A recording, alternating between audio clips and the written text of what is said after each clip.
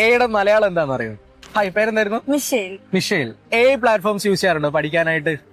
ഏതാ യൂസ് ചെയ്യാറുള്ളത്? Gemini use ചെയ്യാറുണ്ട്, ചാറ്റ്ജിപിടി യൂസ് ചെയ്യാറുണ്ട്. ഹോംവർക്ക് ചെയ്യാനാണോ അല്ലെ അസൈൻമെന്റ്സ് ഒക്കെ ചെയ്യാൻ? ഹോംവർക്ക് അസൈൻമെന്റ്സ് ഒക്കെ ചെയ്യാൻ യൂസ് ചെയ്യാം. Okay. Will AI replace teachers?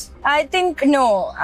Teachers നമുക്ക് ഒരുമിച്ചിരുന്ന് പറഞ്ഞു തരുന്ന പോലെയൊന്നും എക്ക് പറ്റില്ല എന്നാണ് എനിക്ക് തോന്നുന്നത്. എയുടെ മലയാളം എന്താണെന്ന് അറിയോ?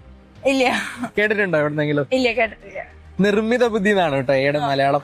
ഇപ്പൊ ഇയാൾ ഒരു പ്ലാറ്റ്ഫോം ഉണ്ടാക്കുകയാണ്, ഒരു എ പ്ലാറ്റ്ഫോം ഫോർ സ്റ്റുഡൻസ്. എന്തൊക്കെ ഫീച്ചേഴ്സ് ആയിരിക്കും ആ പ്ലാറ്റ്ഫോമിൽ കൊണ്ടുവരിക? മാത്ത് ക്വസ്റ്റ്യൻസിന് കുറച്ചുകൂടി ക്ലിയർ ആയിട്ട് ഉള്ള ആൻസേഴ്സ് കൊടുക്കാം. നമ്മുടെ ഇപ്പോൾ അവൈലബിൾ ആയിട്ടുള്ള എക്ക് അങ്ങനെ പറ്റണില്ല. അപ്പൊ മാത്സിന് കുറച്ചുകൂടെ ക്ലിയർ കട്ട് ആയിട്ടുള്ള സൊല്യൂഷൻ കൊടുക്കാനുള്ള കൊടുക്കാൻ. ഒരു 10 വർഷം കഴിയുമ്പോൾ ഒരു ക്ലാസ് റൂം എങ്ങനെ ഉണ്ടാവും? ഇപ്പത്തെ ക്ലാസ് റൂമിൽ തന്നെ ഓൾറെഡി പ്രൊജക്ടേഴ്സും കാര്യങ്ങളൊക്കെ ഉണ്ട്. ഒരു 10 ഇയർ കഴിയുമ്പോൾ എങ്ങനെയായിരിക്കും? എനിക്ക് തോന്നുന്നു 10 ഇയർ കഴിയുമ്പോഴേക്കും ക്ലാസ്സിലെ സ്റ്റുഡൻസിന്റെ നമ്പർ കുറയും, ടീച്ചേഴ്സിന്റെ എണ്ണം കൂടും. ഐ മീൻ കുറച്ച് ക്ലാസ്സിൽ 15 പേര്, അങ്ങനെ ഇൻഡിവിജ്വൽ അറ്റൻഷൻ കുട്ടികൾക്ക് കൊടുക്കാനായിട്ട് ഇൻഡിവിജ്വൽ അറ്റൻഷൻ ഉള്ള രീതിയിലുള്ള ഒരു എഡ്യൂക്കേഷനിലേക്ക് മാറുന്നതാണ് പറയുന്നത്. ഓക്കെ.